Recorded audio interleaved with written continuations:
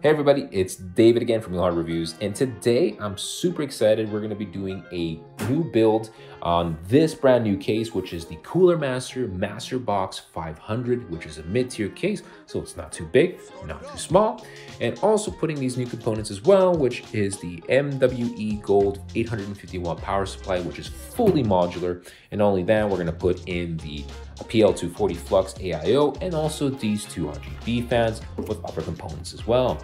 As you can see, this is pretty much a sponsored build by Cooler Master. I'm super happy. I'm super excited to showcase you this as well.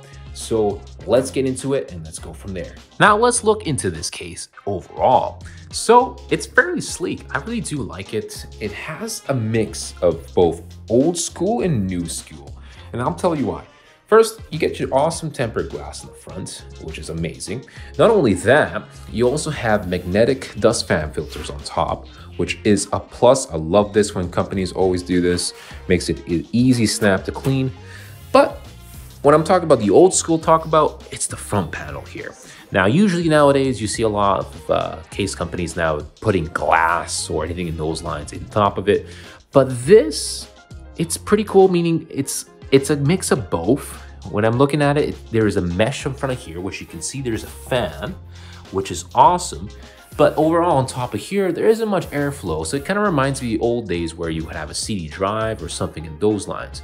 But you can see from here right now is that you do have some sort of RGB going on here. So it's going to be super exciting to see how that looks like when it's all turned on.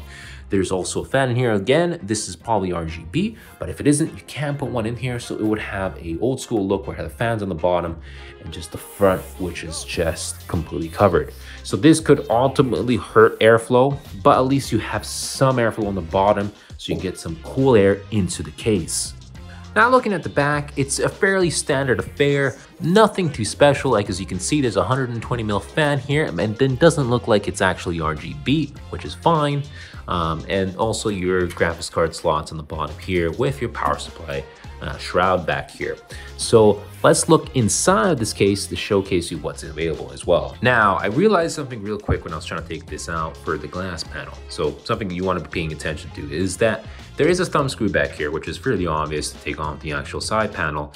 But when I was trying to figure out how to actually take this out, there is a little latch here that basically you put your finger in and you push out and the gas will actually come out. So that's pretty tough to do with one hand. So let me show you once I finish this up here and pull off the glass, how easy it might be. Now, we're using two hands. I was able to basically detach this and you can just pull out pretty easily and not worry too much about that. Okay, we pulled off the glass panel and we can see the inside of the case. Fairly standard affair here. You got your place to put your motherboard in here. You can fit up to a ATX on here, it looks like. I also read on the box you could probably put EEATX as well, but you can put a micro, mini ITX as well if you need be. So it's fairly spacious on what you can do. You have your standoff screws that you can move around if you need to install a bigger or smaller motherboard. Up front here, you can see that there is placement for at least a triple rad radiator here or a 360 AIO if you need to.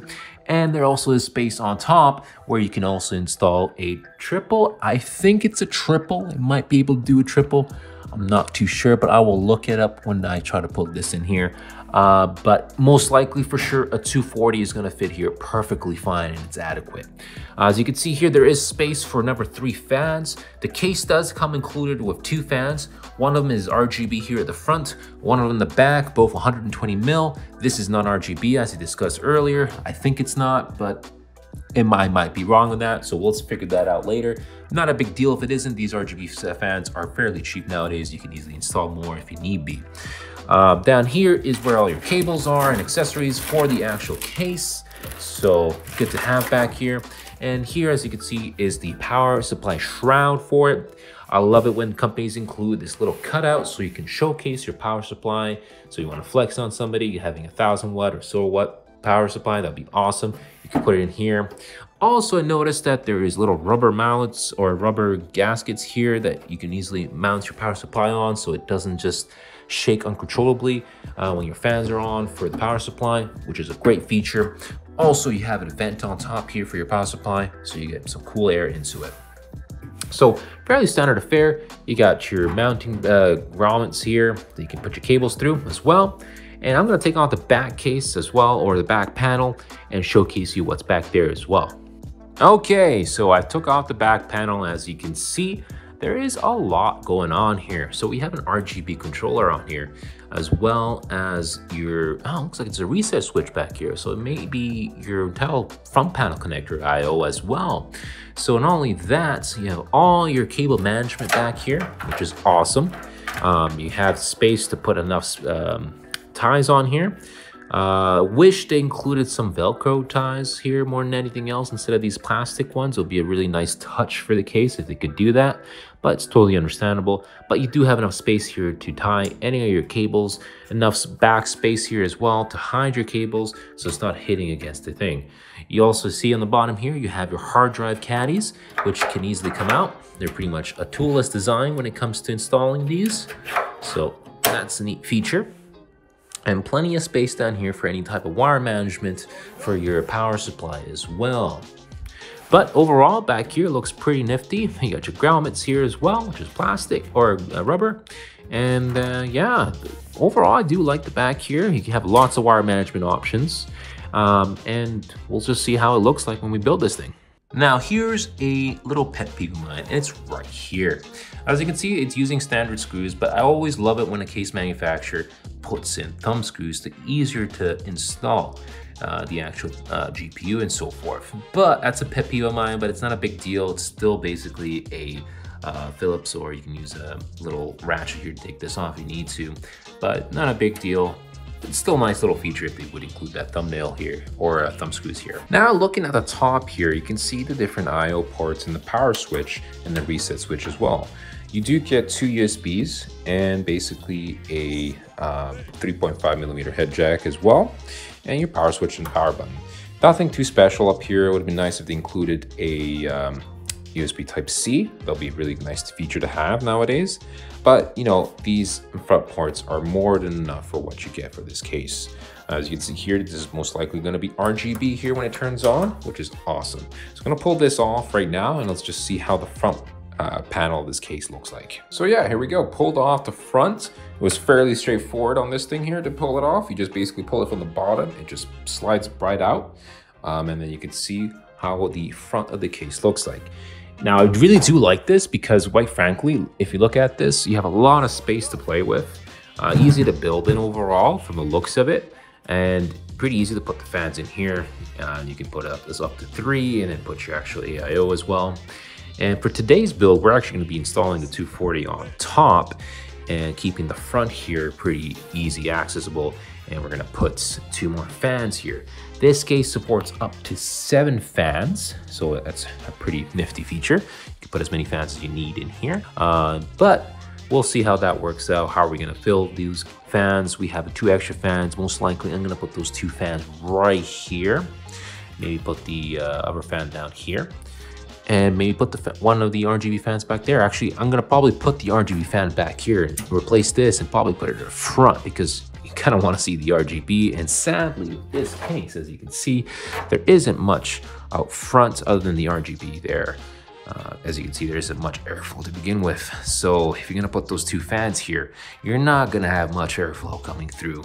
So that's a little bit of a negative here. It's not, these 2 fans are at the end of the day are not doing much for the case overall. As far as what we're going to put for components, we're going to be using an older board here. I'm going to be using this as mainly my Plex Media server / sometimes gaming as well as LAN gaming event as well, so I can bring this around with me because this case is fairly small and I do like that about it. And since it can still fit in a full ATX, this would be a perfect way for me to test it out. And I know it's pretty old, but it's still pretty performant. It's a 6950X in here, which is a 10-core CPU running at a max base clock of 4 GHz, which you can easily overclock to 4.5 if you need to, which will be a great performance to test out the AIO cooler here. It's also lit up here, so it's easier contact for the CPU onto the heatsink.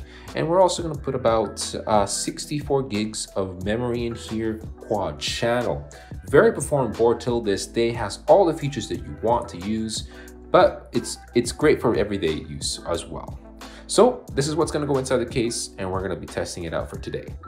Okay, we're almost done here. We're gonna install the last and final RAM stick in here. So this will have about a total of 64 gigs of RAM in total. And after that, we're gonna install this bad boy into the case, and I'll showcase you how that's gonna be looking like.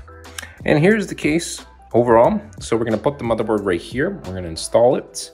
And something I also noticed by as well is the cool little feature here. It says designed by Cooler Master. That's a little nice touch I really do like. It's not too in your face. Keeps it a little bit classy. So let's just pop in the motherboard in here and install it. Okay, so I just dry fitted the motherboard. So I'm just making sure all these screws line up perfectly here. So we're gonna basically screw these in with the included screws that Cooler Master has provided. And once that's all in, we can actually start installing the other components of the PC as well. I'll probably go for the installation of the AIO, and I will be mounting it onto the top. Okay, so we're finished up installing all the screws on this motherboard. We're gonna be installing the NVMe drive right here. This is gonna be a 500 gig NVMe for a boot drive. And we're just gonna install that directly onto here. So let me just do that real quick and pull it out. Okay, NVMe drive installed and perfectly ready to go. So let's move on and let's install the AIO and go from there. As for AIO, I'm going to be installing the PL240 Flux, so a 240 mil AIO. Looks fairly interesting. I do like it a lot. It has a low profile pump on the here, as you can see. We'll look into it real quick, and tons of RGB options. So for this case particular, I like it's all black. A lot of times I like to do cases that are all white, but for today's build, we're going to be going all black. So this is perfect for what we need.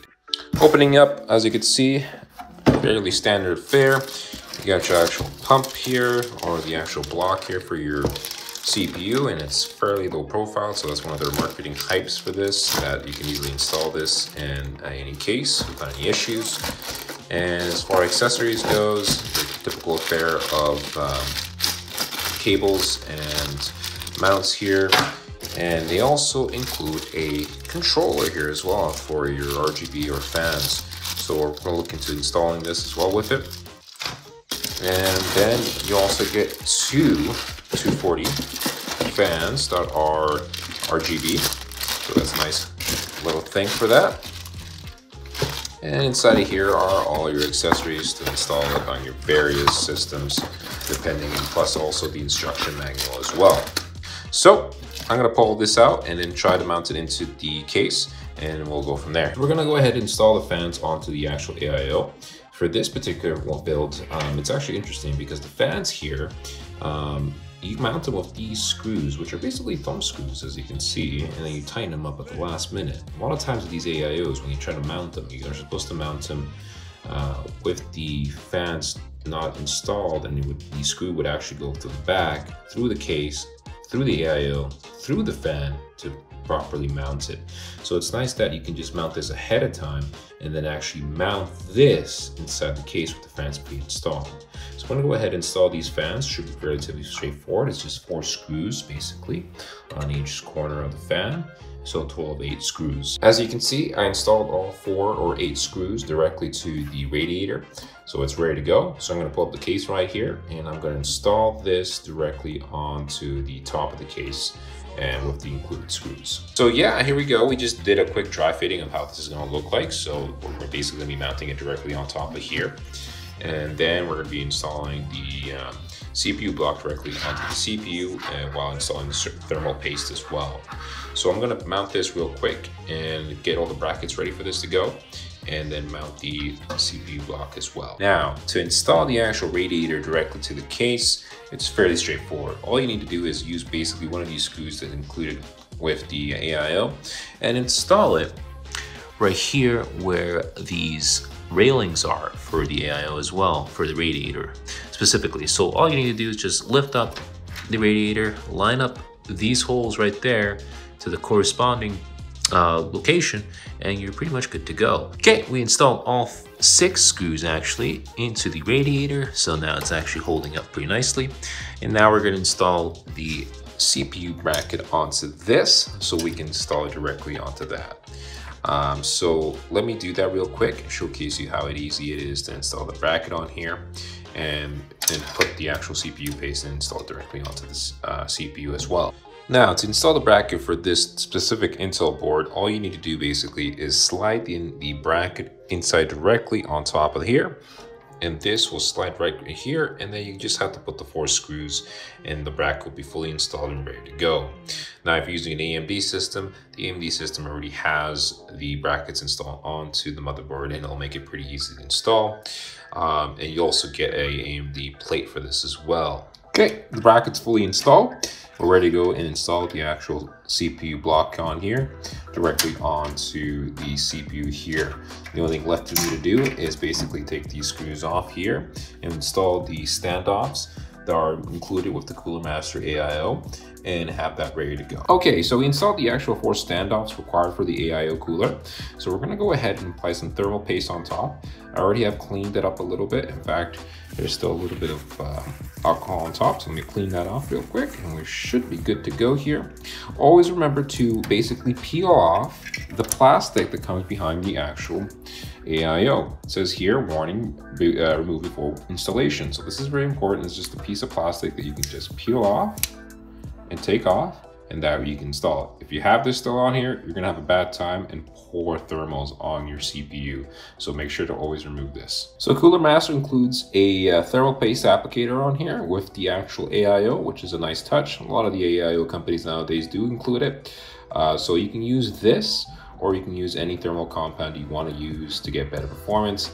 I am more than happy to use this right now. I'm not planning to overclock this CPU anytime soon or any to begin with, so this is more than adequate for what we'll be using for today. So as you can see, I applied some thermal paste and thermal compound here. I used the X pattern to apply it in a little dab in the middle. Not the best application on here, but it'll be more than enough to cover the whole CPU once we apply pressure on top of the actual CPU block. So let's get that installed and go from there. So there we go. We installed the actual CPU block on top. We're gonna add these 4 screws to each corner, making sure we do basically a star pattern when we're tightening it up. That is crucial to get a proper seal on top of the CPU, and that we're not stressing too much on the corners here if we try to screw one too many times. So let's install these screws. And there we go. We installed all 4 screws, and this is pretty much impossible to move, which is perfect. You got an even amount of pressure on here, and we're pretty much ready to go here to install now the power supply. And after that, we'll be doing cable management and adding any extra fans. Now, we're going to be installing the power supply, and it's going to be the Cooler Master WE850V2. So it's 850 watt power supply, gold standard, has 5-year warranty, and it's fully modular, which is perfect for our build. We want to use less cables as possible, plus the wire managing as well is going to be excellent for that case. So let's pull this out and put this inside the case and get all the wiring for it. Okay, let me just pull it out of the box here. This is the actual 850 watt power supply from Cooler Master. It looks pretty good. I'm gonna put this inside the actual case, and inside the box we have cables here for it, the module cables as well. They're all black, which is perfect for our case, but if you're looking for white, then you might want to buy some extension sleeves that are white, or any other color that you might choose to go with your theme of your build. But for today, black is more than that. Now, to install the actual power supply, you gotta actually flip the case over, and you'll see here that we have enough space to put the power supply inside. So all you gotta do is basically make sure your power supply is facing the right direction, and basically just slide this bad boy right inside into position, and then basically just screw them inside. So let me do that real quick. It's pretty tough with one hand, but let me install this and showcase you how everything works here with the modular cables as well. Most likely I'll be installing the cables right now, just for easier cable management. And also back here, as you can see, you have your hard drive caddies ready to go as well. I might remove this so I can have more access to the back here to install the cables and so forth. So I went ahead and installed the actual cables here real quick, because I noticed that if you were installing the power supply in here right away, it will be almost impossible to install the actual cables on the back. There's not much really room to play with. So I installed them right now, and we're gonna push this power supply inside in the right direction. And then we're gonna cable manage these real quick in the back with these groundments here, and install the CPU and main motherboard power as well. And then get all the other cables that need powering as well. So let's place this inside, and let's screw this power supply into place and get some wire management going on. And after that, we're almost there to go to boot up the system. And there you have it, all 4 screws are attached. Now we're just gonna cable manage this real quick through here and go from there. Okay, so we're gonna be installing the motherboard power cable, which is the 24 pin right here, right onto here. And also we'll be installing the power supply for the CPU, or the power cable, sorry. You can install it right here, it's an 8 pin. So as you can see from the top here, there's an 8 pin right there. And then we're gonna basically cable manage all these cables for the AIO. So there's gonna be a bunch of cables for the fans in here for the power, and also the fan controllers. So I'll guide you through that real quick as well while I install everything on here. So let me get these guys in first, the easiest ones. There's also 2 more cables here, which is for the graphics card. And for today, we're gonna be mounting a 2070 EVGA card in here and have it ready to go. So I installed the motherboard cable here, 24 pin, and also the CPU cable here. They went in without a hitch. Now I'll be installing the various other cables here that we require for the case here. So right here you can see this is for the USB 3.0, and the various cables here for the power switch, the power LEDs, and so forth that will be attached to the motherboard right here essentially. So let's get installed that. There's also an HD audio for it, and a few of the power fans as well. I also went ahead and installed the USB 3.0 header here. So I rewired wire right here through this grommet and went through here, so it installs perfectly. So we're gonna install the front IO panel indicators here, which is gonna be right about here. So that's where we're gonna be installing them. So I'm gonna pull those out and install them one by one. They're a bit of a pain and they're a bit tricky, so make sure to follow what your motherboard instructions say on where these headers and pins need to be going. And if you're wondering what that looks like, essentially it's gonna be something like this essentially. And all these will be just lined up right about there. So I'm gonna go ahead and do this. It's pretty hard to film with one hand and try to install these, so I wanna make sure I do these right. As you can see, there's a power switch here, the hard drive lights, and the power LED plus and minus for the power switch. So let me install these real quick and go from there. Okay, so we installed the IO connectors right here. So it went pretty smoothly. It wasn't too complicated to do so. Always make sure to always check with your motherboard instructions on how to install that. Nonetheless, right now we're going to be configuring the fan controller for the AIO cooler and the fans themselves. So this is a little bit complicated. Not really, you just got to pay attention to the instructions. And from what you can see from here, there is a whole whack of wire diagrams that we're going to be looking at. What are we looking right now is what we need here is this one here. It's the PL240 Flex, so the controller, the 2 fans, and the actual pump. So let me guide you how to install this all. It should be relatively straightforward, but you never know. Now, coming from the actual pump right here, we can see there's 2 wires here. One is directly for the pump, so that gets power, and the other one is actually for the RGB right here. So based on the instructions on here, essentially, we need to install the pump on directly to the motherboard. So this one here has to be installed directly to the motherboard. Luckily enough, we have one right here that we just basically line up and install. So let me just do that real quick here. There we go, so that's installed. So moving on to part 2 of here, we need to install the RGB on here onto the controller. So to do so, you need to grab the splitter, which is this cable here, and basically get this here installed onto this here. So let me do that real quick and showcase you how that looks. So there we go. We installed the first cable that comes directly from the pump over here, or the CPU block for that matter, and we installed it right here. Now, Cooler Master actually includes basically a protector here that will make sure that these 2 cables never actually come loose. So all you need to do is basically just snap this bad boy in place, and that way you don't ruin the risk of actually pulling these apart, which can happen. These things are not really glued in together. they just kind of lay on top of each other pretty easily. And so they can't get pulled if you're trying to do some wire management. So it's nice that they included that as a way for you not to pull them apart. Okay, so now we flipped it over. So that way we can install our controller here for the RGB. And not only that, we have the cable here that we previously attached. So it's still here. And we're gonna mount this directly into the controller here. So let's do that real quick. Okay, basically we installed it. So as you can see, it goes into the controller. It only occupies one spot here, which is perfect. That gives us 2 more, so we can add our additional fans here for the RGB. And this essentially will connect to the PC via a USB connection here into one of the USB hubs inside on top of the motherboard. So basically we're gonna grab these 2 addressable RGBs and install it to the other 2 fans here.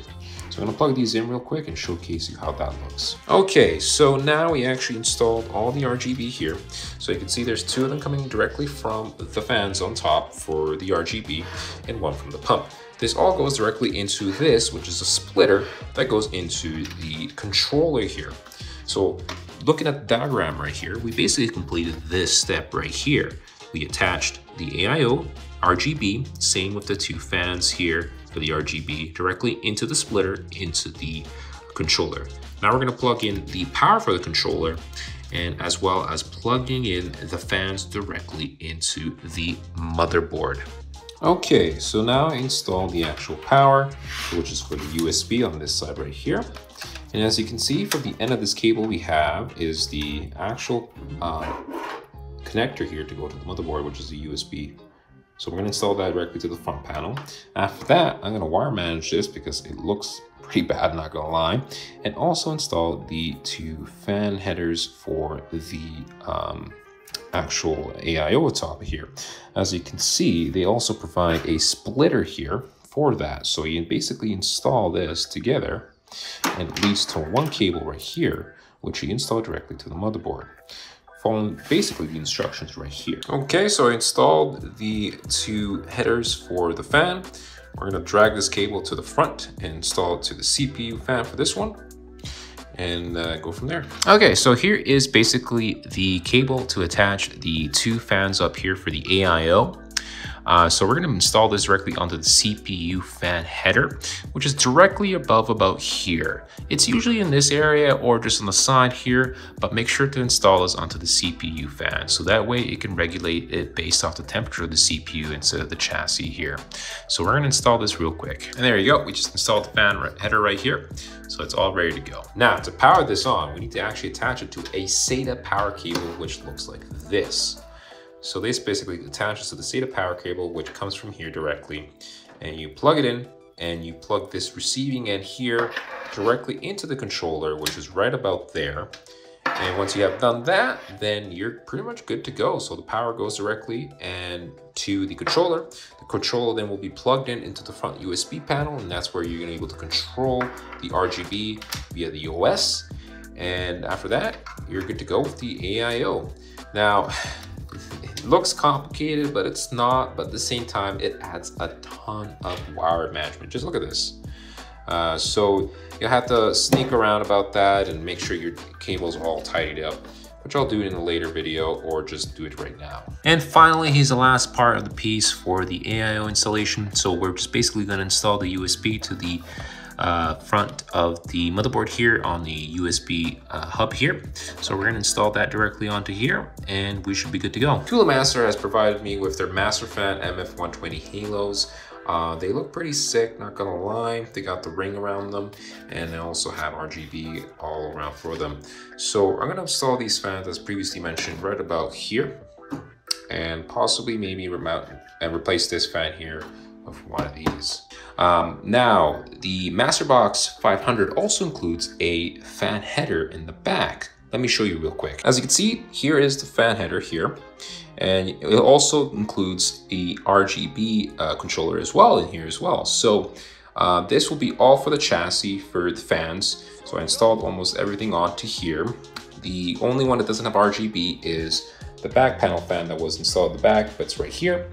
And everything else is connected to it. And after this will connect directly to the motherboard so you can control it from there.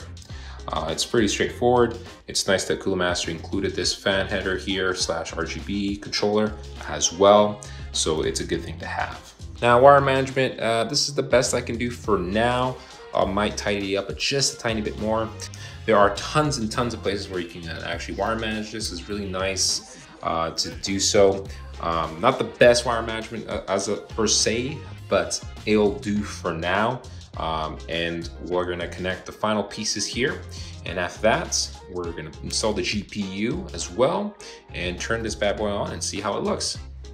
Now, something I forgot to mention about this is that the case actually has a cool feature here that I haven't seen many cases have in a while.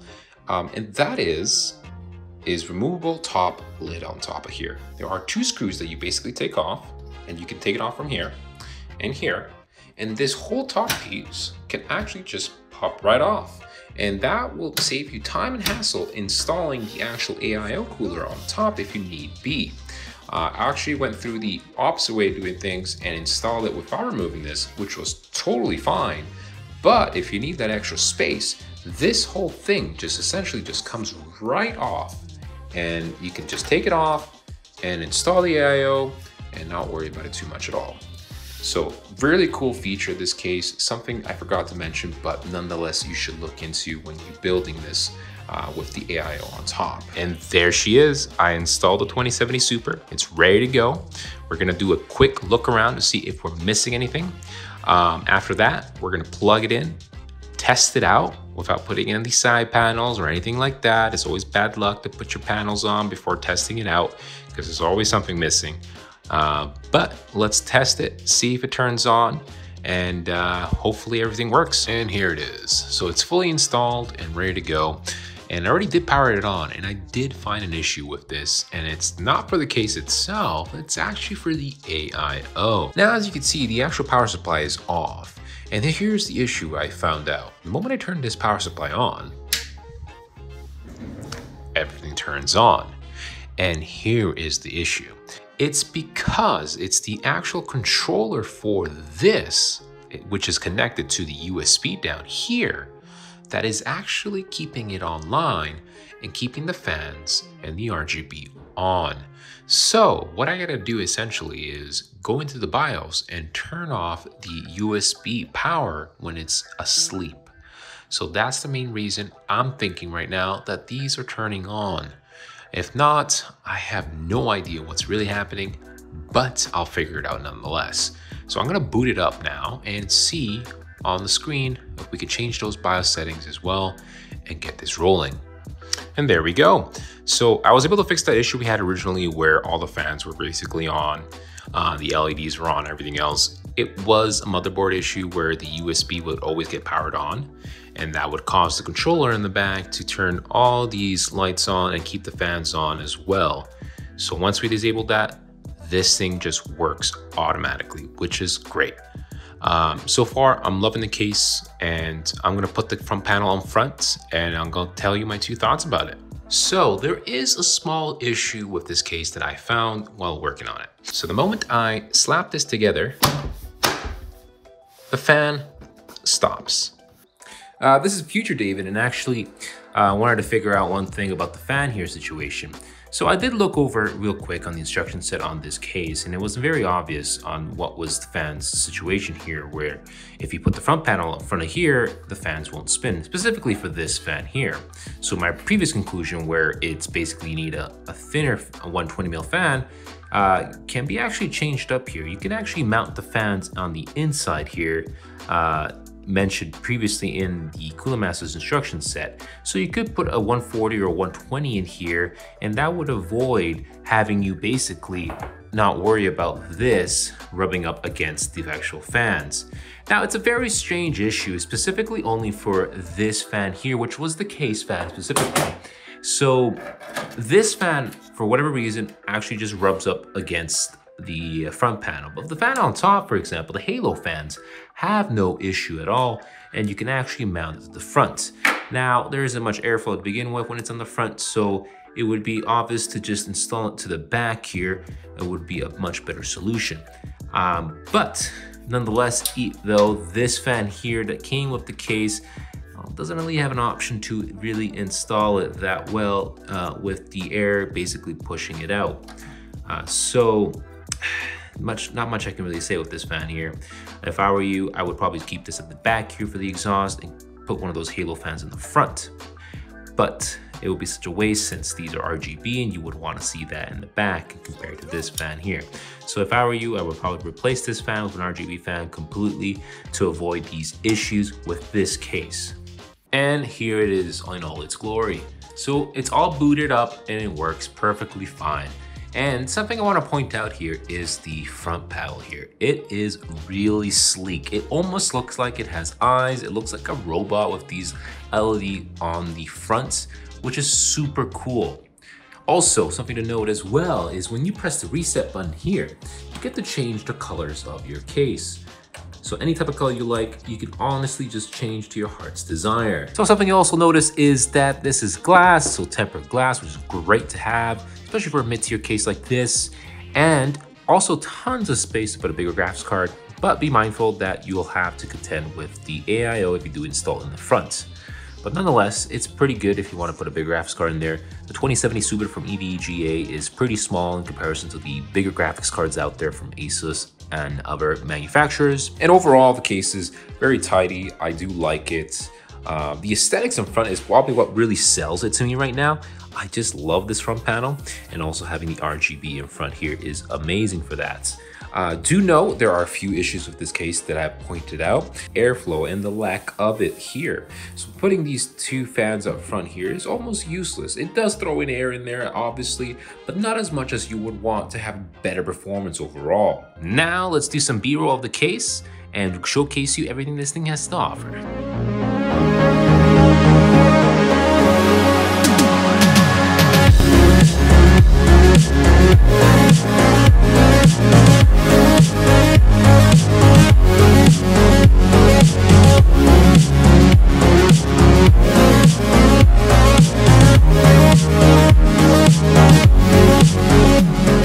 So this brings us to the end of the video. I hope you liked it. I hope you can follow for this build log for this PC here with this case. And if you liked the video, please give it a giant thumbs up for the YouTube algorithm. This is David from Real Hardware Reviews, signing out.